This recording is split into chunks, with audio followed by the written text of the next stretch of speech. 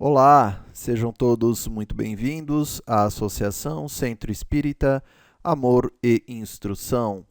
Para mais uma palestra, daremos início com uma oração que visa estabelecermos maior sintonia com a espiritualidade superior.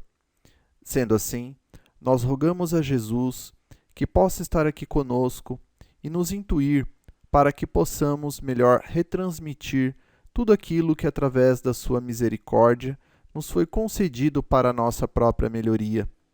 Os espíritos amigos, nós também os chamamos para que possam estar aqui conosco e realizar a proteção do ambiente, criando as barreiras vibracionais contra os pensamentos que porventura queiram se imiscuir e alterar o contexto que nós queremos colocar, que é o do consolo e instrução à luz da doutrina espírita.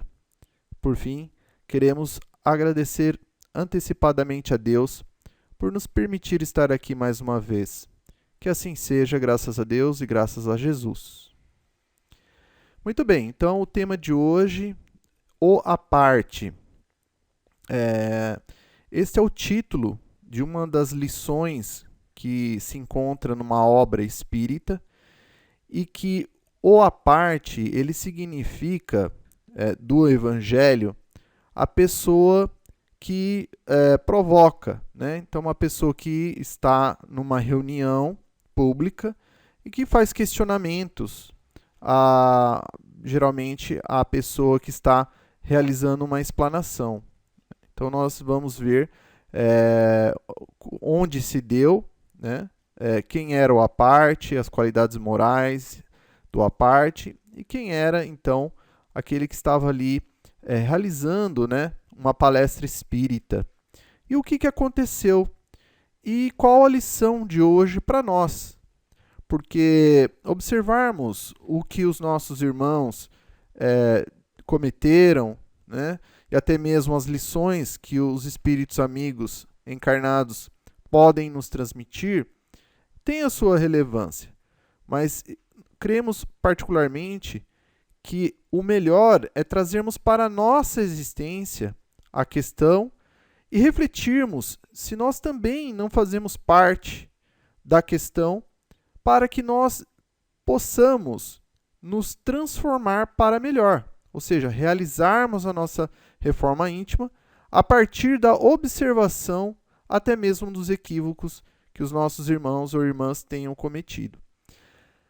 Bom, o tema de hoje, então, ele está na obra A Vida Escreve, que teve psicografia de 2 médiuns. Então, esse livro, digamos, foram reunidos os textos que foram enviados pelo espírito Hilário Silva e que foram, então, encaminhados por esse espírito que havia desencarnado, né, estava no plano espiritual, para 2 médiuns.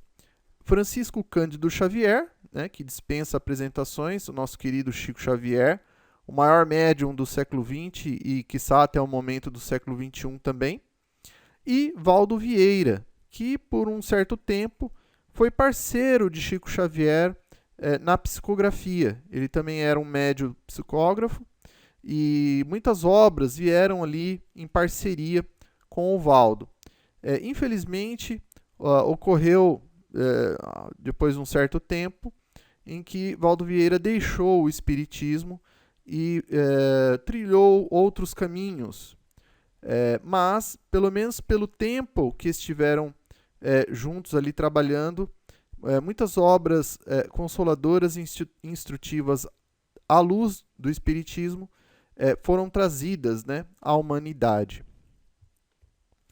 Bom, para começarmos, essa lição, quem trouxe, né, foi contada, né, por esse espírito Hilário Silva, que ele relatou uma ocorrência, né, quando Bezerra de Menezes estava proferindo uma palestra.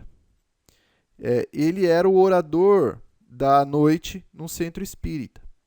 E só para aqueles que porventura não saibam quem seja Bezerra de Menezes, ele foi um médico, né? Ele foi um militar, um escritor, jornalista, político e também um grande expoente da doutrina espírita, bem no início, quando ainda a doutrina dos espíritos estava se consolidando aqui no Brasil. Também ele atuou, né, no movimento espírita, ou seja, a parte mais institucional da aplicação da doutrina para toda aqui a humanidade, em particular no Brasil. Tanto que ele chegou a ser o presidente da Federação Espírita Brasileira e foi fundamental para que desse início a um trabalho ali de união das federativas que haviam na época, nos diversos estados do país, mas que operavam de uma forma autônoma, né, de uma forma individual. E então Bezerra de Menezes teve esse grande papel também de dar início ao processo então de montagem, né, do Conselho Federativo Nacional, ou seja, todo o trabalho de congregar as federativas dos estados em uma única instituição, que é então a FEB, né, ou seja, a entidade federativa representativa do Brasil perante o movimento espírita mundial. E isso sem contar, né, o fato de que na sua vida profissional como médico, ele foi considerado nada mais nada menos do que o médico dos pobres. Trabalhava incansavelmente ali em favor daqueles que não podiam pagar pelas consultas. Ele viveu, né, embora tenha nascido no estado do Ceará, ele viveu grande parte da sua existência no estado do Rio de Janeiro, em particular na cidade do Rio de Janeiro, e ali então onde ele exerceu as suas atividades. E conta então, né, o espírito de Hilário Silva que certa vez Bezerra de Menezes então estava proferindo uma palestra e ali ele destacara, né, os males da alma e os desastres do espírito. Quando um ironista, né, ou seja, no caso o à parte aqui, né, provocou, né, ou seja, questionou então a Bezerra de Menezes. Começou a fazer perguntas a Bezerra de Menezes ali, interrompendo até mesmo a palestra. E o à parte então disse o seguinte, né? Escute, doutor, o senhor disse que a calúnia é um braseiro no caluniador. Eu caluniei e nada senti. O senhor disse que o furto é um espinho no ladrão. Eu roubei e nada senti. E aí então prossegue o à parte. O senhor disse que o destruidor de lares terrestres carrega a lâmina do arrependimento a retalhar-lhe o coração. Destruí diversos lares e nada senti. O senhor disse que o criminoso tem a nuvem do remorso a sufocá-lo. Eu matei e nada senti. E aí então, né, a Bezerra de Menezes, com a sua bondade, né, a sua misericórdia, o seu amor pelo próximo, ele apenas disse o seguinte: meu filho, disse ele, né, o pregador, no caso aqui Bezerra de Menezes, que sente um cadáver quando alguém lhe incendeia o braço? Então, ou seja, alguém que morreu, né, que ficou ali só o corpo físico, o chamado cadáver. Então, o que sente então quando alguém ateia fogo, né, no braço de um cadáver? E aí então que o à parte responde: olha, nada, disse rindo o opositor, sarcástico, pois o cadáver não reage. E aí então o Bezerra de Menezes prossegue então com agora também fazendo perguntas, né, ao à parte agora. E aí Bezerra então questiona: que sente um cadáver se lhe enterra um espinho no peito? Coisa alguma. Que sente um cadáver se o mergulham num lago de piche? Piche basicamente seria como se fosse um petróleo derretido, talvez, né? Um líquido incandescente quente feito da substância que se faz estradas, né? Basicamente isso. E aí, então, a parte responde absolutamente nada. Ora essa, o cadáver é a imagem da morte. E aí, então, Bezerra de Menezes, ele, digamos, completa ali, então, o ensinamento, fitando, né, o triste interlocutor e, maneando paternalmente a cabeça, concluiu: Pois olhe, meu filho, quando alguém não sente o mal que pratica, em verdade carrega consigo a consciência morta. Então, aqui, digamos, Bezerra de Menezes já dá, então, o ensinamento para nós, né? Porque quantos de nós que acompanhamos na existência atual casos, né, de nossos irmãos e irmãs que cometem tantos deslizes, as quais nós os analisamos e mesmo assim demonstram assim uma normalidade naquilo que fazem, não é? E muitas vezes ficamos nos perguntando, mas como que pode, né?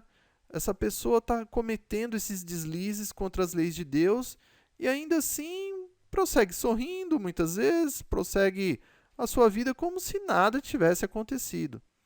E aí então é que Bezerra estabelece para nós, né, nos esclarece que existe o quê? Existe então o corpo físico, que, claro, vai continuar a vida. Se tem saúde do corpo físico, aquele espírito continua a vida. Por quê? Porque, agora, se nós observarmos a alma, né, a parte do corpo físico, então aí nós veríamos o quanto essa alma está doente, né? Está, ou seja, com a consciência morta, né?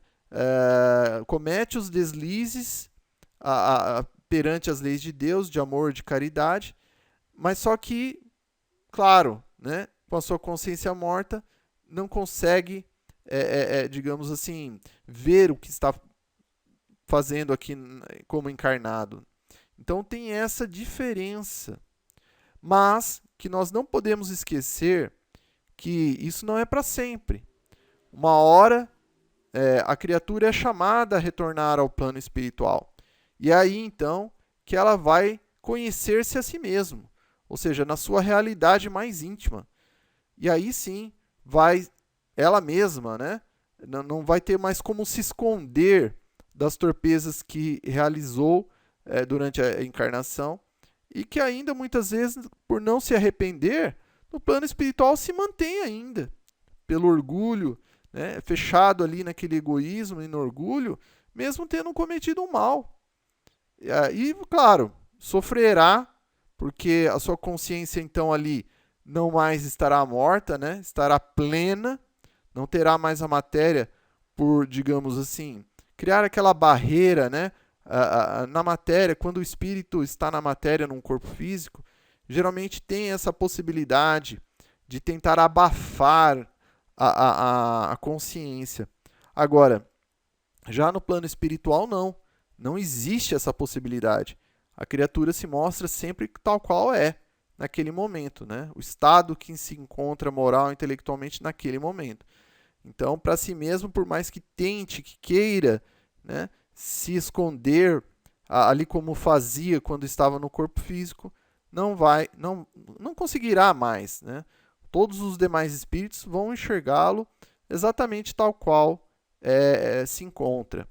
E aí isso gera todo um sofrimento. Mas só que alguns ainda se permanecem ainda muitos anos nesse orgulho, né, que os faz tentar resistir contra a realidade. Mas só que mais cedo ou mais tarde terão que, digamos assim, conhecer-se a si mesmos, né? Aceitar-se a si mesmos e principalmente modificar. Então, esse que carrega a consciência morta é literalmente um morto-vivo, né? Ou um vivo-morto, vamos dizer assim. Né? Ou seja, é vivo porque o corpo físico está com saúde, então O encarnado ele pode caminhar, ele pode trabalhar, ele pode estudar, enfim, ter a vida normal, dar risada, enfim, qualquer atividade que todos nós podemos fazer. Mas ainda assim não tira o fato de que permanece morto ao mesmo tempo. Mas como assim? Como uma pessoa pode estar viva e morta ao mesmo tempo? É a diferença que nós precisamos estabelecer entre o que é a vida material, ou seja, do corpo físico, e esse nós já citamos, né? Está tudo ok, e como é que se encontra a alma em termos de consciência, que é onde o Bezerra de Menezes quis dizer. Ou seja, consciência morta é aquele que traz na alma. Então, se a alma está com a consciência morta, ela vai se apresentar como literalmente um morto-vivo. Muito embora, como encarnado, não demonstre isso, como foi o caso lá do Aparte, né, que havia cometido tantos e tantos crimes e que, por estar com a consciência morta, não sentia nada. Né? Ou seja, era um verdadeiro morto-vivo.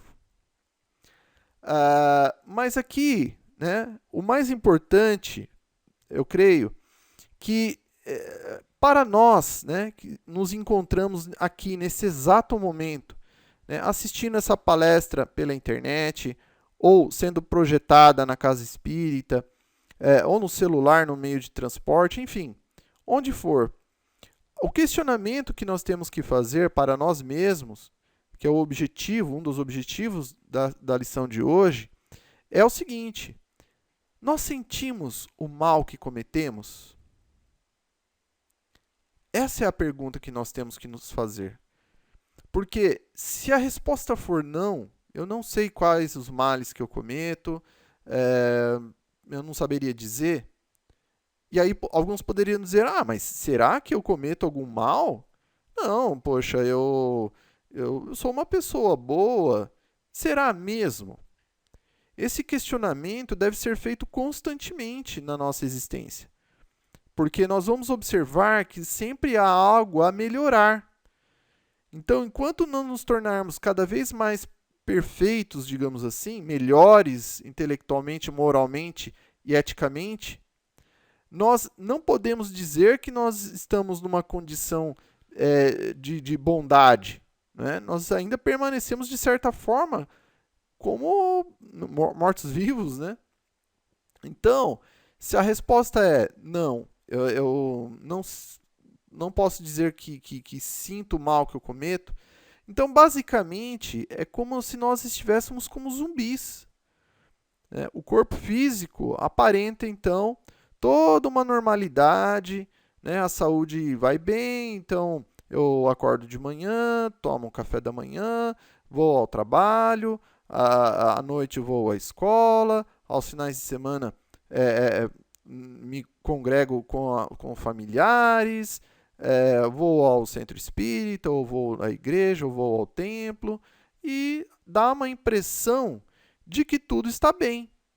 Mas só que se nós fizermos uma reflexão, né, profunda sobre como eu agi, né, como eu senti, como eu falei, como eu pensei nas diversas ocasiões durante os dias, né, que se passaram, muito provavelmente eu vou descobrir que houveram ali muitas atitudes que estiveram em desalinho às leis de Deus.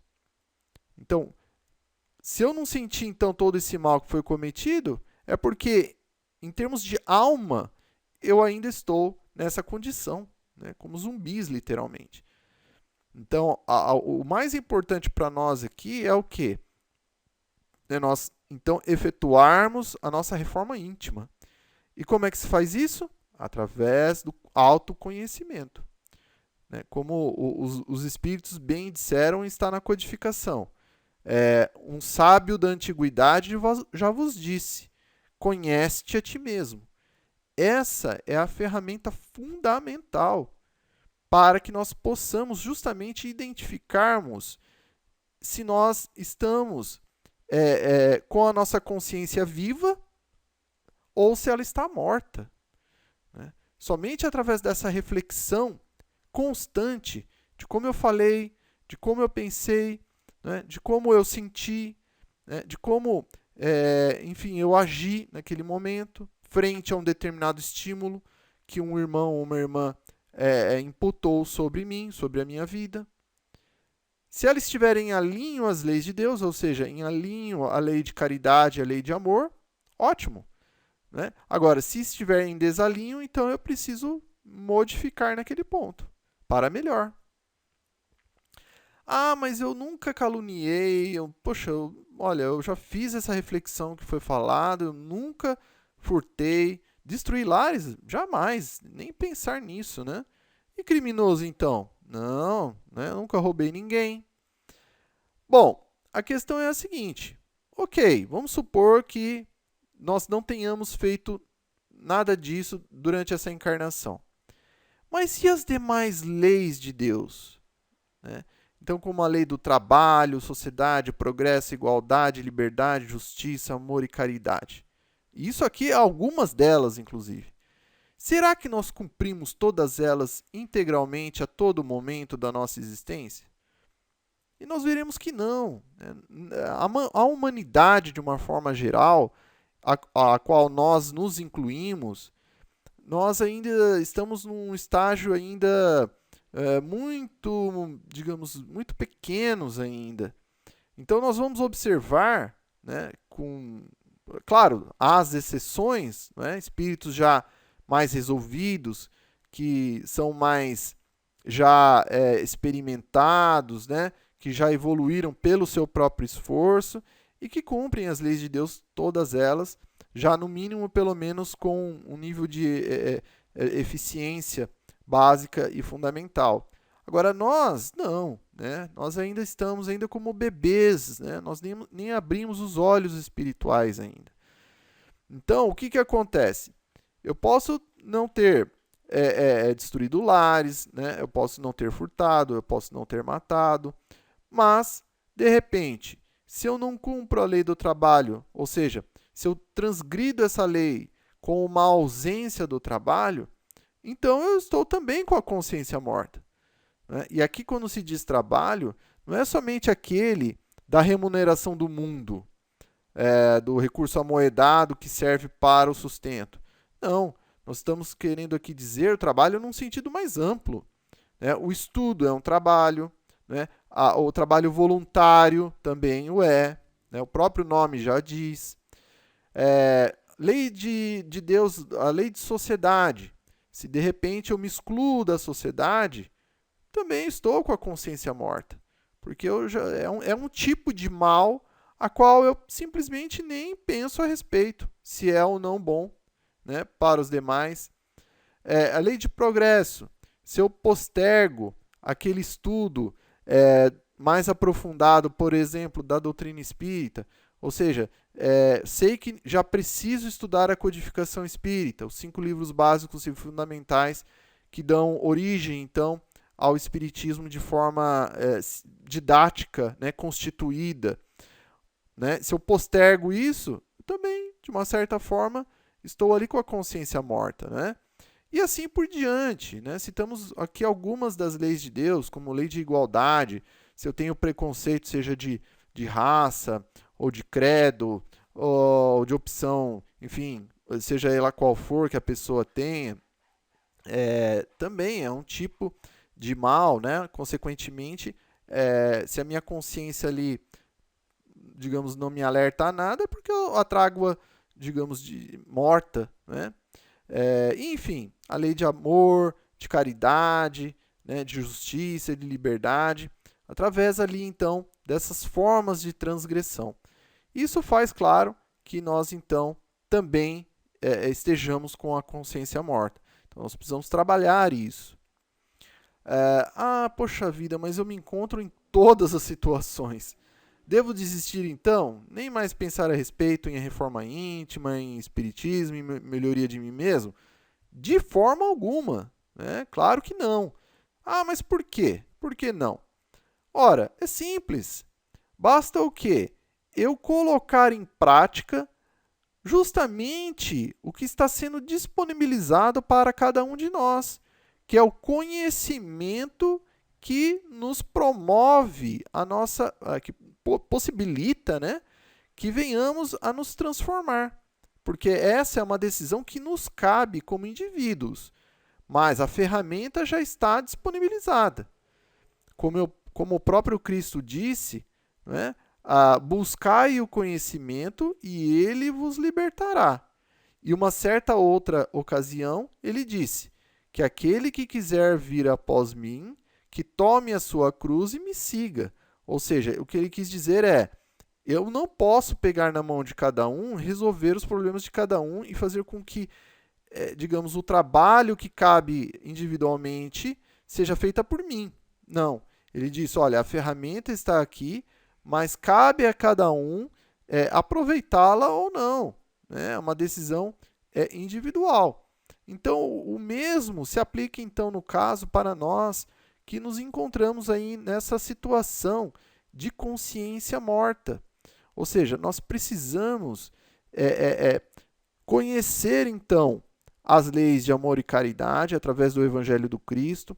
E claro, estamos numa palestra espírita, então nós recomendamos o Evangelho segundo o Espiritismo, também as demais obras da codificação espírita, os livros complementares e principalmente os de psicografia de Francisco Cândido Xavier, que são altamente consoladoras e instrutivas à luz da doutrina espírita.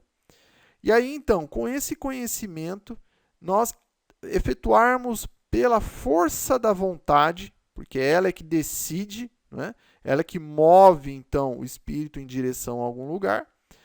Então, nós, com a força da vontade, nós, então, efetuarmos o trabalho de melhoria interior, através de melhores pensamentos, né? De melhores sentimentos, de melhores palavras, né? de melhores atitudes também. Então, havendo assim essa substituição constante do que era o antigo, né? E agora o novo, né? Já renovado, melhorado, é o que vai então permitir que nós venhamos a ganhar vida de consciência, né? De consciência do que é a verdadeira existência. E é exatamente como falamos agora, né? Então, aplicar esse conhecimento nas palavras, nos pensamentos, nas atitudes diárias. Então, aqui tem aquele símbolo, né? Do anjo ali que vai procurar intuir para o bem e o outro para o mal. Hoje nós sabemos que não é exatamente dessa forma, né, que se dá, né? Uma espécie assim de espírito ali, de um jeito ou de outro, se apresentando ali conosco, fazendo essa espécie de disputa, né? Não é bem assim que funciona, tá? Essa aqui é apenas uma figura ilustrativa no sentido de que nós devemos exatamente fazer isso, aplicar o conhecimento, né, que está então na palavra e trazê-la para a ação. É isso que nós precisamos. Então, nós reflitamos no momento que elas estejam prestes a se tornar realidade. Ou seja, se eu estou pensando, né, em algo que eu, já com o conhecimento da lei de amor e caridade, eu veja, né, eu perceba que ela não está em alinho a essa lei, né, ou seja, a essa lei maior de Deus, então eu teria condição de me frear ali, de falar, não, isso não é bom, isso que eu estou pensando não é bom, porque não é caridoso para com o meu próximo, ou não é caridoso para comigo. Então, não, isso eu não vou fazer. Né? Então, tá aí um exemplo prático dessa necessidade, né, que nós devemos fazer justamente para ganhar vida de consciência, né, vida em consciência. E aqui vem um exercício que assim, extremamente relevante e fundamental, que todos nós devemos fazer, que é o seguinte, né? É aquela reflexão ao final do dia, mas não é obrigatório que seja ao final do dia. Ela pode ser feita durante o dia mesmo, na hora do almoço, ou à tarde, ou de manhã, ou mais à noite, enfim. Mas é aquela reflexão em que nós tiramos alguns minutos do dia, então nós nos recolhemos em algum lugar, preferencialmente a sós, que a gente possa fazer um exercício, né? Até mesmo de estímulo mental, no sentido de deixar as preocupações de ordem material para fora, os sentimentos também em desalinho ali, enfim, todos eles também deixar um pouco para fora do ambiente em que nós estivermos, e ali fazermos uma meditação, uma reflexão sobre como eu agi, né, como eu pensei, como eu falei, como eu senti frente a uma ocasião que ocorreu com um irmão ou com uma irmã, ou uma situação que eu esteja vivendo, para que, então, eu verifique se a maneira com que eu estou agindo, ela está em alinho às leis de Deus ou não, né? Então, isso é muito importante. E ela deve ser feita também, mesmo quando, apesar de nós já termos o conhecimento do Evangelho, por exemplo, caso nós ainda não tenhamos, né, aquela reflexão e deixemos escapar, por exemplo, de repente, uma atitude ali não muito feliz, que a gente também faça essa reflexão, então, diária, né, para que justamente a gente possa, identificando então em nós, por exemplo, o orgulho, ou identificando a vaidade, ou identificando o egoísmo, enfim, identificando as nossas mazelas morais, que nós possamos justamente, né, claro, aplicando a vontade, de nos propusermos a melhorar numa próxima ocasião. E que certamente ela virá. Não exatamente ou com a mesma pessoa, mas uma situação semelhante ou que traga novamente aquela prova, digamos assim, para nós, ela vai acontecer, né? Quando nós menos esperarmos. Então, Deus permite, né, que ocorra justamente para que possa nos testar já aquela vontade que nós tivemos, né, quando foi feita a reflexão, de nos melhorarmos. Então, ali é a prova, literalmente, que nós temos para mostrarmos que nós mudamos para melhor. Ou seja, aquilo vai sedimentar uma melhoria na alma. E essa melhoria, uma vez ela comprovada, ela jamais se desfaz, né? Ou seja, nós evoluímos literalmente. Então, isso é fundamental. É esse processo que é o de ganhar consciência, né? Então, ou seja, nós passarmos de uma consciência morta e dá-la vida cada vez mais. Esse é o objetivo. Para que nós não nos tornemos, né, cada vez mais insensíveis, ou seja, pensarmos que não, que é assim mesmo, eu sempre fui assim, pisou no meu calo, né, eu vou revidar e está tudo bem. Não, né, isso não é bom para nós, porque semelhante atrai semelhante. Então, ou seja, nós vamos ser convidados a viver com aqueles que também vão pensar igual, né? Então, como é que nós vamos nos sentir? Então, é importante que nós venhamos a pensar nisso. E aqui, justamente, então, para que a gente não se enquadre no que Jesus disse, né, certa vez, a um jovem que havia dito a ele que gostaria de segui-lo, e que aí, então, o Cristo, né, examinando aquele jovem, né, no que havia dito, disse o seguinte para ele, né, então, me siga. E o rapaz havia dito o seguinte: olha, mas antes, mestre, deixa que eu vá para enterrar o meu pai, né? E aí então eu retorno para te seguir. E aí então que o Cristo disse o seguinte ao rapaz: deixe que os mortos enterrem seus mortos. É muito interessante essa máxima do Cristo, porque se nós analisarmos ao pé da letra, fica difícil de compreender. Como é que um morto, né, ou seja, um espírito que deixou o corpo físico, e que nós temos a noção de que o corpo físico, quando, né, está ali nesse processo, né, em que se consolidou o desencarne, ou seja, está morto, não se mexe, não tem nenhuma locomoção. Então, como é que um morto pode enterrar um outro morto? E aqui, então, claro, Cristo sempre, em todos os seus ensinamentos, tem o cunho moral ali, né? Ou seja, a lição no sentido transcendental, né? Espiritual. Então, quando ele disse para que os mortos enterrem seus mortos, ou seja, os mortos segundo a consciência. Basicamente são os apartes da época, né? São aqueles que tinham a consciência morta, ou seja, eram espíritos mortos, né? Em termos de consciência de si mesmos, né? Da lei de amor, de caridade, que enterrasse então os mortos segundo o corpo físico, né?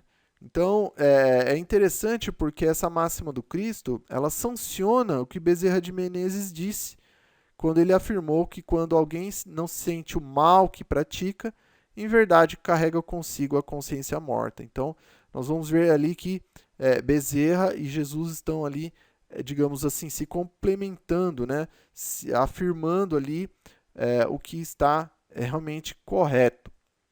E que o objetivo aqui, né, porventura aquele que se reconheça nessa condição de não sentir o mal que pratica, o objetivo não é entristecer ninguém, né? O objetivo não é colocar ninguém abaixo. O mais importante que nós gostaríamos que cada um aqui, digamos assim, tirasse da lição de hoje, do à parte, não é só o fato de que da consciência morta, mas principalmente do que Chico Xavier também nos disse, que foi o seguinte, né? Que cada um de nós podemos começar agora e fazermos um novo fim. Então, isso é o mais importante. O que passou, passou, né? O mais importante é o decidir hoje e, então, fazer um novo fim. Tomemos o exemplo do espírito de Saulo, de Tarso, que foi um hebreu, né? Que ele viveu ali próximo até mesmo a Jesus, né? Foi quase que contemporâneo ali do Cristo, e ele se tornou o maior perseguidor dos primeiros cristãos. Imolou, né? Matou o primeiro cristão, digamos, o primeiro mártir cristão, e tinha tudo para terminar a sua existência no crime. Mas só que a misericórdia do Cristo, como ela é farta e é para todos nós, tocou aquele coração naquilo que ele precisava, de uma certa forma, que então Saulo se modificou por completo. Ele, de perseguidor, ele passou a ser o maior pregador cristão que se teve notícia, né? Mesmo até, digamos assim, não tendo conhecido necessariamente o Cristo, ele entendeu então os ensinamentos de Jesus e passou a colocar em prática. Ou seja, ele era o à parte, deixou de ser dentro da mesma existência e modificou, né? Se tornando então o apóstolo de Jesus.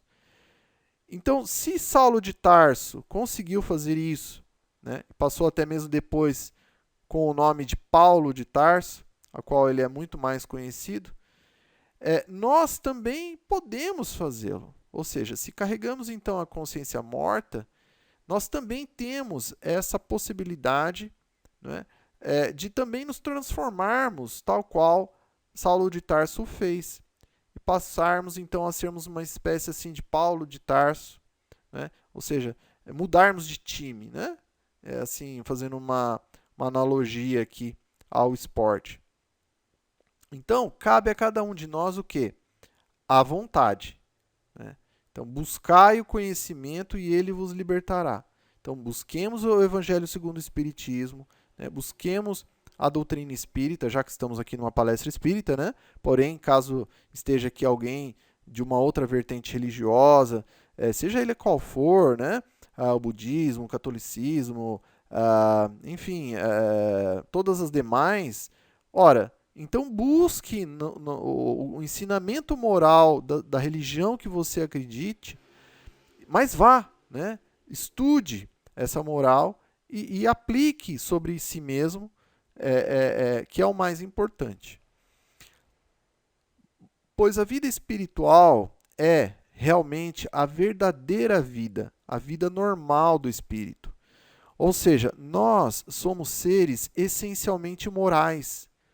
O espírito, embora ainda possa se apresentar de uma certa forma física, né, pelo perispírito, ou seja, é como se o espírito projetasse ainda na matéria um formato, né, de um humanoide, igual, né, ao corpo físico, porque é um reflexo também. Mas, essencialmente, o espírito, ele a essência dele é moral, né? Como se nós fôssemos seres morais, literalmente, né? E por que nós dizemos isso?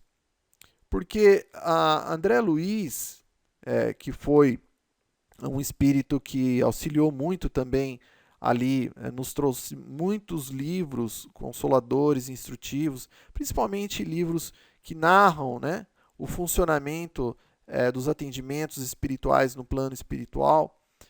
Quando ele estava encarnado, ele era uma espécie de à parte, né?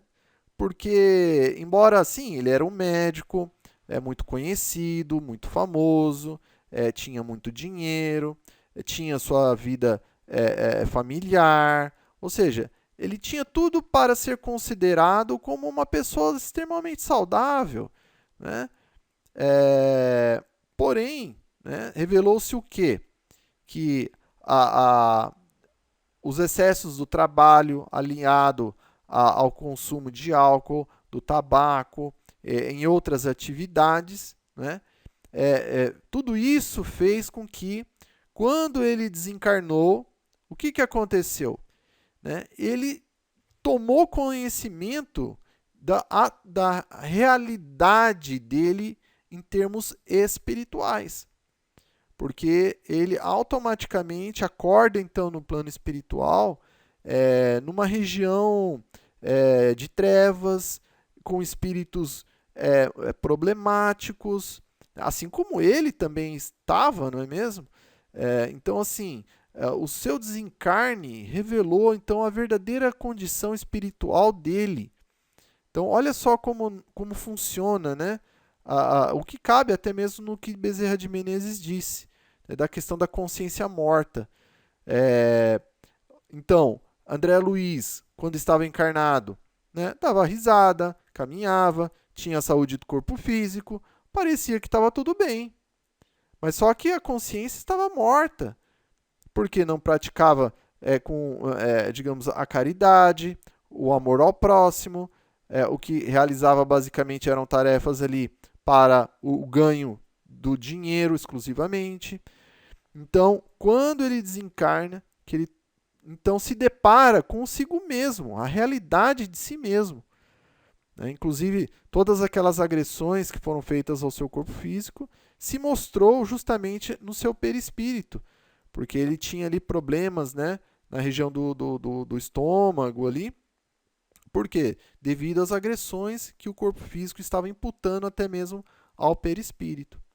Então, nós temos que refletir sobre isso, justamente para que nós venhamos a tomar esses exemplos, né, que ocorreram aí, em particular com esse espírito, né, de André Luiz, para que nós venhamos a ter essa oportunidade de nos melhorar agora, né, e evitar, de repente, que nós estejamos numa mesma condição no futuro. Né? Não que seja um determinante, né? Porque cada caso é um caso, mas que nós venhamos a utilizar isso pelo menos como ferramenta para que nós venhamos a melhorar. Agora, somente um adendo aqui, né? Para deixarmos a esperança, né? Que o espírito de André Luiz, embora estivesse, né, nessa condição lá, está narrado no livro Nosso Lar, ele chegou um ponto em que ele mesmo já não aguentava mais aquela situação. Então, quando ele faz uma oração e ele é resgatado, então, por uma equipe espiritual que o encaminha a uma colônia de atendimento no plano espiritual chamado justamente Nosso Lar. E lá, então, ele dá início a todo um processo de reflexão, né, de restabelecimento do seu perispírito, ele é tratado. Posteriormente, quando ele já se encontra melhor, ele passa a tentar ajudar, então, também no serviço. E ali tudo ele começa a relatar o que ele vivenciou, né? E que posteriormente, então, foi encaminhado por via mediúnica a Francisco Cândido Xavier, que deu início, então, a uma série que se iniciou, então, no livro Nosso Lar e que prossegue, então, com diversas outras obras, né, como Os Mensageiros, entre outros tantos, em que André Luiz relata justamente todo o trabalho que ele e a equipe espiritual realizava aos espíritos que necessitavam, então, de amparo, né? É uma série fundamental também, que todos nós é importante que conheçamos, né? Então, para concluirmos a palestra de hoje, né? Então, que tal então vivenciarmos a verdadeira vida? Que tal ganharmos vida de consciência? E esse convite de hoje, quem faz então é o nosso irmão maior e mestre, Jesus Cristo, que diz: segue-me. Tá ok? Muito bem, então nós desejamos muita paz para todos nós, agradecemos por estarem aqui conosco até esse momento. Vamos dar alguns recados antes de realizarmos a nossa vibração. Como bibliografia, utilizamos certamente o Evangelho segundo o Espiritismo, né, que nos dá todo o amparo ali de conhecimento e de consolo, para que nós possamos realizar essa pequena e humilde distribuição, né, da migalha que Jesus nos deu para que venhamos então a distribuir aos nossos irmãos e irmãs. As imagens que foram aqui utilizadas nessa apresentação, elas foram todas colhidas da internet e consideradas de uso gratuito. Caso alguma não seja, por favor nos avise então no e-mail que aparece na tela para que nós possamos efetuar as correções. Assim como também, caso alguém encontre algum equívoco doutrinário ou gramatical, por favor também nos avise no e-mail, tá bom? Por fim, então, nós gostaríamos de recomendar alguns palestrantes e oradores espíritas que nós tivemos conhecimento e que julgamos, né, que tragam, né, que trazem um conhecimento à luz da doutrina espírita consolador e instrutivo. Então, por isso que nós estamos então recomendando. Alguns já desencarnados, mas convenhamos, né? O que importa é o conhecimento que deixaram aqui para nós no plano material. Isso é o mais relevante. E do plano espiritual, certamente continuam trabalhando, né, na doutrina espírita, na espiritualidade. E também pode ser que ocorra, né, que algum desse palestrante, que até hoje, pelo menos, emanou o conhecimento espírita, claro, são seres humanos, de repente podem então deixar, né, de emanar um conhecimento 100% espírita. Mas também não vem ao caso, né? Então, até hoje, aqui pelo menos, estão em alinho aqui a doutrina. E se também tiver algum palestrante que esteja nos ouvindo e que não esteja aqui relacionado, nós pedimos desculpa antecipadamente. Não está aqui mostrando, né? Porque porventura nós não conhecemos ainda. Mas também, de repente, nos envie um e-mail que a gente pode fazer uma análise, estando então digamos assim, o conhecimento em alinho à doutrina espírita, nós venhamos a incluir também na relação. Então, ok, então vamos fazer uma oração. Nós gostaríamos de convidar a todos a estarmos unidos em pensamento e em sentimento para vibrar por todos nós que nos encontramos nessa situação, nesse grau evolutivo, moral e intelectual, a qual muitas vezes, né, nós nos encontramos nessa figura do à parte, com a nossa consciência morta. Então nós gostaríamos de vibrar muito por cada um de nós, para que possamos realizar a nossa transformação moral, a nossa reforma íntima, e assim, então, nesse esforço, né, por melhoria de nós mesmos, o que também foi chamado do bom combate, né, que é aquele combate que se faz contra as nossas mazelas morais, o nosso orgulho, a nossa vaidade, o nosso egoísmo, né, e esse é o verdadeiro bom combate. Então, nós pedimos a Deus, né, que nos dê forças para que a gente não, digamos assim, abandone essa luta no caminho, né? Então, assim, nós gostaríamos de agradecer antecipadamente a Deus, porque certamente Ele estará nos ouvindo e como Deus é todo amor, certamente algo poderá ser feito. Então nós somos gratos antecipadamente a Deus por isso. Gostaríamos de agradecer aos benfeitores amigos, a Jesus também, pela presença, pela proteção, pela intuição, enfim, por ter ficado aqui conosco nesse momento. Então, sendo assim, nós gostaríamos de pedir licença à espiritualidade por encerrarmos então a palestra de hoje. Graças a Deus e graças a Jesus.